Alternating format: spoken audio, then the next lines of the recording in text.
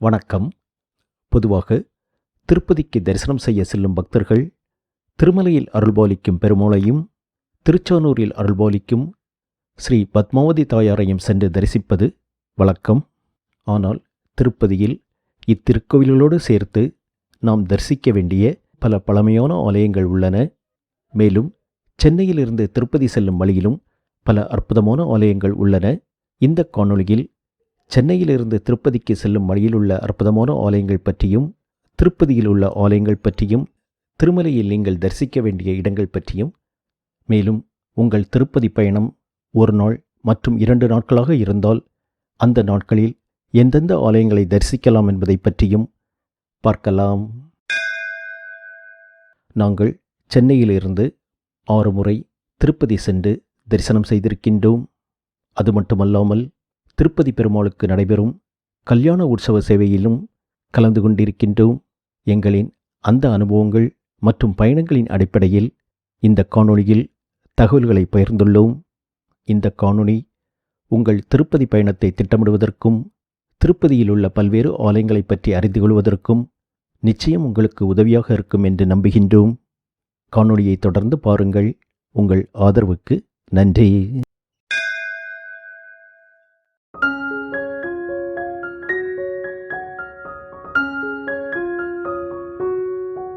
சென்னையிலிருந்து திருப்பதிக்கு செல்லும் வழியில் முதலாவதாக நீங்கள் சுருட்டப்பள்ளி என்னும் இடத்தில் அமைந்துள்ள சிவபெருமான் வேறு எந்த தலத்திலும் இல்லாத வகையில் பள்ளிகொண்ட கோலத்தில் காட்சியருளும் ஸ்ரீ பள்ளிகொண்டீஸ்வரர் திருக்கோவிலை தரிசனம் காணலாம்.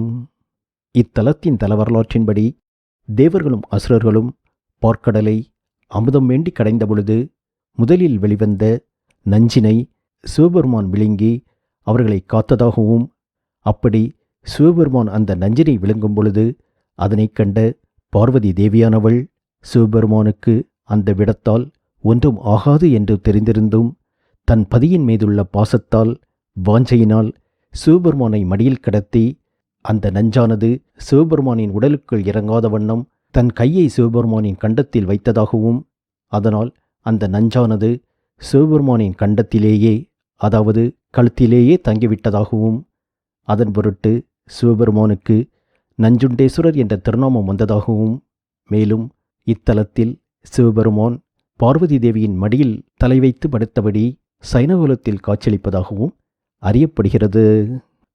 இத்தலத்தில் அம்மனையும் ஈசனையும் வழிபட தம்பதிகளிடையே அன்பு தலைத்தொங்கும் என்றும் இல்லற வாழ்வு இன்பமாக அமையும் என்றும் இத்தலத்தின் பிரார்த்தனை சிறப்பாக சொல்லப்படுகிறது.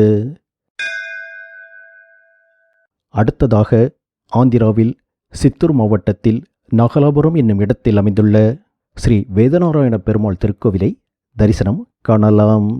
பெருமாளின் தசாவதாரத்தில் முதல் அவதாரமான மச்ச அவதாரமாக இத்தலத்தின் பெருமாள் அறியப்படுகிறார். அதனால் இப்பெருமாளுக்கு மத்ஸ்ய நாராயண பெருமாள் என்னும் திருப்பெயரும் வழங்கப்படுகிறது. இங்கு வருடத்தின் 3 நாட்கள் சூரிய ஒளிக்கதிர்கள் கருவறையில் அருள்பாலிக்கும் பெருமாளின் மீது விழுவது சிறப்பு.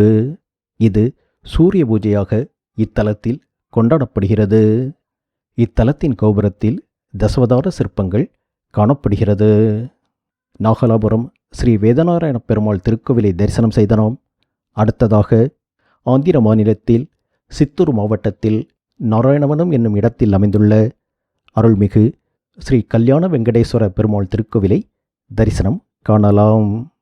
திருப்பதி திருமலா தேவஸ்தானத்தினால் நிர்வகிக்கப்படும் தலங்களில் இத்தலமும் ஒன்று. பெருமாள் இத்தலத்தில்தான் பத்மாவதி தாயாரை மணந்து கொண்டதாக தலபுராணம் கூறுகின்றது. இத்தலத்தை வழிபட திருமணத்தடைகள் நீங்கும் என்றும் நல்லபடியாக திருமண வாழ்வு அமையும் என்றும் இத்தலத்தின் பிரார்த்தனை சிறப்பாக சொல்லப்படுகிறது.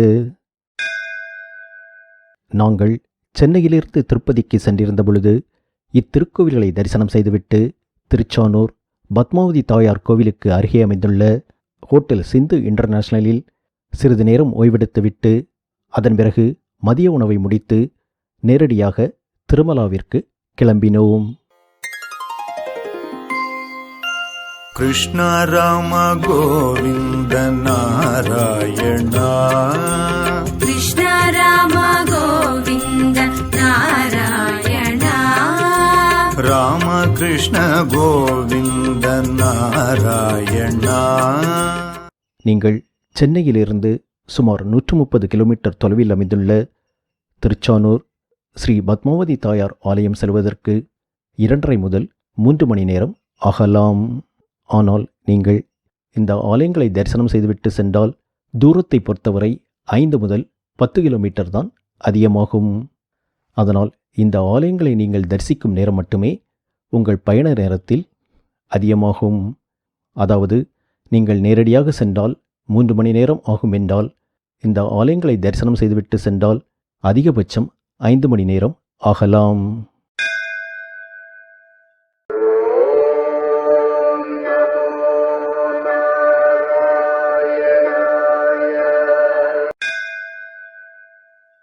திருச்சானூரிலிருந்து சுமார் 8 கிலோமீட்டர் தொலைவில் அமைந்துள்ள திருமலையின் அடிவாரத்தை, அதாவது அலிப்பேரி என்ட்ரன்ஸ் பாயிண்டை அடைவதற்கு சுமார் 20 நிமிடங்கள் ஆனது. இந்த அலிப்பேரி செக் பாயிண்டில் நமது வாகனம் மற்றும் அதில் வைத்துள்ள உடைமைகள் செக்யூரிட்டி செக் செய்யப்படும். அது மட்டுமல்லாமல் ஒரு டோக்கனும் வழங்கப்படும். அந்த டோக்கனில் நீங்கள் அந்த செக் பாயிண்டை கடந்த நேரம் பிரிண்ட் செய்யப்பட்டிருக்கும். அந்த டோக்கனை பெற்ற பிறகு மலைப்பாதை வழியே நாம் திருமலாவிற்கு செல்லலாம். இந்த மலைப்பாதையில் செல்வதற்கு வேக கட்டுப்பாடுகள் உள்ளது. அது மட்டுமல்லாமல் மலைப்பாதையில் 1-2 இடங்களை தவிர ஆங்காங்கே நாம் வாகனங்களை நிறுத்த முடியாது. மேலும் இந்த வேக கட்டுப்பாடை மீறி நாம் விரைவாக சென்றால் திருமலையை அடைந்தவுடன் அங்குள்ள செக் பாயிண்டில் நாம் சென்றடைந்த நேரம் கணக்கிடப்படும். நாம் வேக கட்டுப்பாடை மீறி விரைவாக முன்னதாகவே சென்றுவிட்டால் அதற்கு அபராத தொகையும், அதாவது ஃபைனும் செலுத்த வேண்டியதிருக்கும். அதனால் மலை ஏறுவதற்கு முன் நீங்கள் அந்த வேக கட்டுப்பாட்டையும் மினிமம் டைம் லிமிட்டையும் தெரிந்து கொண்டு அதன் பிறகு மலை மீது உங்கள் வாகனத்தை சரியான வேகத்தில் ஓட்டி செல்லுங்கள். திருமலையை அடைந்தவுடன் வாகனத்தை பார்க் செய்துவிட்டு சிறப்பு தரிசன கவுண்டருக்கு சென்றோம்.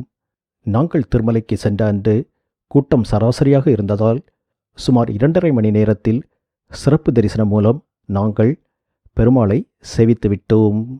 அதாவது 2 மணி அளவில் திருமலையை அடைந்த நாங்கள் சுமார் 4:30 மணி அளவில் பெருமாள் தரிசனம் கண்டோம். கூட்டம் ஒருவேளை மிகவும் அதிகமாக இருந்தால் நீங்கள் சிறப்பு தரிசன டிக்கெட் எடுத்திருந்தாலும் பெருமாளை சேவிப்பதற்கு 4 முதல் 5 மணி நேரம் வரை கூட ஆகலாம். பெருமாளை சேவித்த பிறகு திருமலையில் உள்ள புனித இடங்களை காண்பதற்காக அங்குள்ள லோக்கல் ஜீப் சவாரி மூலம் சென்றோம். திருமலையில் முதலில் ஸ்ரீவாரிப்பாடலு என்று அழைக்கப்படும் இடத்தில் அமைந்துள்ள பெருமாளின் பாத தரிசனம் காண சென்றோம். இந்த இடத்தில்தான் பெருமாள் ஸ்ரீவைகுண்டத்திலிருந்து பூமிக்கு எழுந்தருளும்போது முதலில் தன் கால் பதித்ததாக தலபுராணங்கள் கூறுகின்றது. இவ்விடத்தில் பெருமாளின் பாத தரிசனத்தோடு திருமலையின் இயற்கை அழகையும் நாம் கண்டு மகிழலாம். பெருமாளின் பாத தரிசனம் கண்டு அடுத்தபடியாக பல கோடி ஆண்டுகளுக்கு முற்பட்ட சிலா தோரணம் என்று அழைக்கப்படும் பாறை வாயிலை காண சென்றோம். ஸ்ரீ ஏழுமலையானின் திருமேனி இந்த பாறையின் கற்களினால் செய்யப்பட்டதாக அறியப்படுகிறது. உலகிலேயே 2 இடங்களில்தான் இத்தனை கோடி ஆண்டுகள் பழமையான இதே மாதிரியான பாறைகள் காணப்படுவதாக அறியப்படுகிறது. அடுத்தபடியாக ஆகாசகங்கை தீர்த்த தரிசனம் கண்டோம். அன்றைய காலத்தில் இந்த ஆகாசகங்கை தீர்த்தத்தில் இருந்துதான் அர்ச்சகர் தீர்த்தம் எடுத்து பெருமாளுக்கு அபிஷேகம் செய்ததாக அறியப்படுகிறது. தற்பொழுதும் பைப் மூலமாக இந்த ஆகாசகங்கை தீர்த்த நீர் ஏழுமலையான் திருக்கோவிலுக்கு கொண்டு வரப்படுகிறது. அடுத்ததாக திருமலையில் அமைந்துள்ள ஸ்ரீ வேணுகோபால சுவாமி திருக்கோவில் தரிசனம் கண்டோம். இங்கு கிருஷ்ண பகவான் வேணுகோபால சுவாமியாக அருள்பாலிக்கின்றார். அடுத்ததாக நம் பாவங்களை போக்கியருளும் பாவ விநாச தீர்த்த தரிசனம் கண்டோம். வெங்கடாசல புராணம், ஸ்கந்த புராணம் முதலிய புராணங்களில் இந்த தீர்த்தத்தின் சிறப்புகள் குறிப்பிடப்பட்டுள்ளது. 9 சிங்க முகங்களிலிருந்து நீர் வழியும்படி அமைந்துள்ளது இந்த பாவ விநாச தீர்த்தம். இந்த இடங்களை தரிசிப்பதற்கு 2 முதல் 3 மணி நேரம் வரை ஆகலாம். நாங்கள் பெருமாளை தரிசனம் கண்டு இவ்விடங்களையும் தரிசித்து அதன் பிறகு சுமார் 8 மணி அளவில் திருமலையிலிருந்து திருச்சானூரை அடைந்து லாட்ஜில் தங்கினோம்.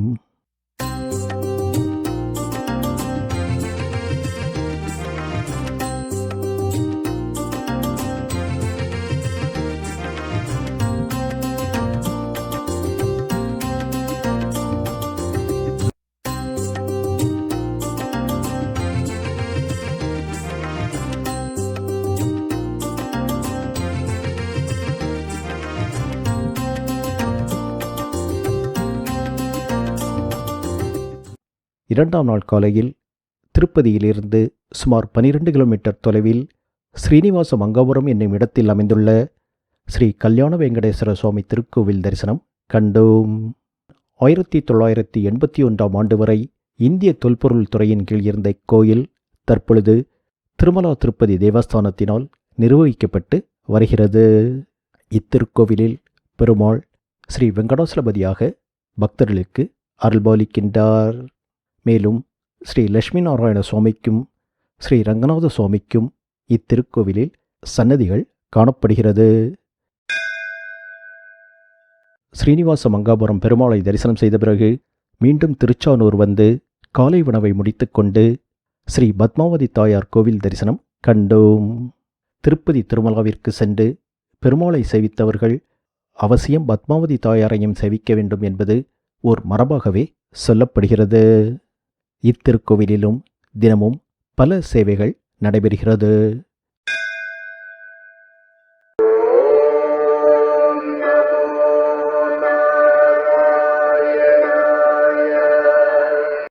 தாயாரை தரிசனம் கண்டு மீண்டும் ஹோட்டலுக்கு வந்து சிறிது நேர ஓய்விற்கு பின் மாலையில் திருப்பதியில் அமைந்துள்ள இஸ்கான் திருக்கோவில் தரிசனம் காண சென்றோம்.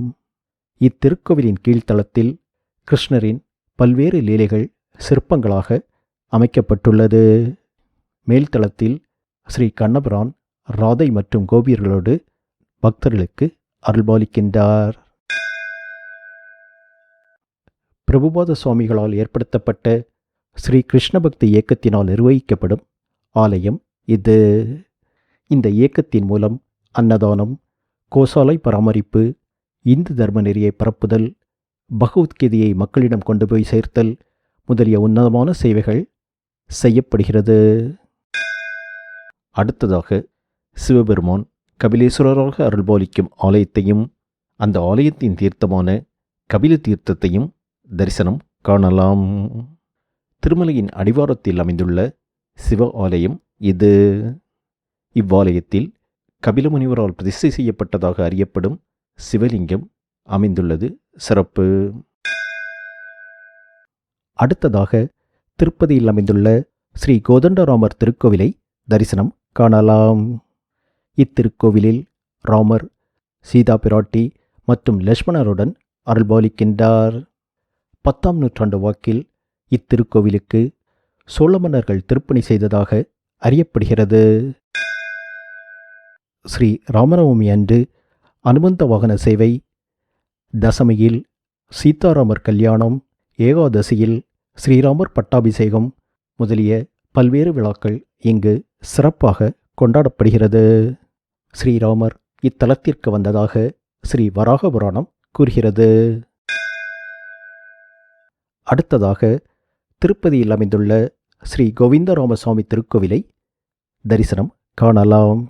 இத்தலத்தின் மூலவர் ஸ்ரீ கோவிந்தராஜ பெருமாள் ஆதிசேஷன் மீது சயனித்தபடி பக்தர்களுக்கு அருள்பாலிக்கின்றார்.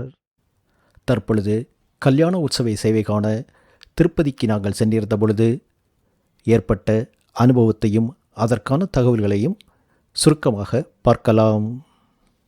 திருப்பதிக்கு சென்று அங்கு அமைந்துள்ள பல திருக்கோயில்கள் தரிசனம் கண்டு திருச்சானூரில் அமைந்துள்ள ஹோட்டல் சிந்து இன்டர்நேஷனலில் ரூம் எடுத்து தங்கினோம். மறுநாள் காலை சுமார் 6:30 மணியளவில் எங்கள் ஹோட்டலிலிருந்து புறப்பட்டு 7:30 மணியளவில் திருமலாவை அடைந்தோம். திருமலா சென்றடைந்தவுடன் காலை உணவை முடித்துக்கொண்டு சுமார் 9:30 மணியளவில் கல்யாண உற்சவ சேவை காண்பதற்கான வரிசையில் காத்திருந்தோம். அதன் பிறகு சுமார் 11:30 மணி அளவில் கல்யாண உற்சவம் நடக்கும் மண்டபத்திற்கு சென்று சுமார் 1.5 மணி நேரம், அதாவது மதியம் 1:15 வரை நடந்த பெருமாளின் கல்யாண உற்சவத்தை கண்டு மகிழ்ந்தோம். கிருஷ்ண ராம கோவிந்த நாராயணா, கிருஷ்ண ராம கோவிந்த நாராயணா, ராம கிருஷ்ண கோவிந்த நாராயணா. அதன் பிறகு இந்த கல்யாண சேவை டிக்கெட்டை பயன்படுத்தி தனி வரிசையில் நின்று சுமார் 20 நிமிட நேரத்திற்குள் மூலவர் பெருமாளையும் தரிசனம் கண்டோம். அதன் பிறகு திருமலாவிலிருந்து திருச்சானூருக்கு வந்து மாலையில் வீடு திரும்பினோம். இந்த கல்யாண சேவை டிக்கெட் புக் பண்ணினால் சுமார் 1.5 மணி நேரம் நடக்கும் பெருமாளின் கல்யாண சேவையுடன் சுமார் அரை மணி நேரத்திற்குள் மூலவரையும் நாம் தரிசிக்க முடியும். வெங்கடரமண கோவிந்த ஹரே சங்கடஹரண கோவிந்த, வெங்கடரமண கோவிந்த ஹரே சங்கடஹரண கோவிந்த, வெங்கடரமண கோவிந்த ஹரே சங்கடஹரண கோவிந்த.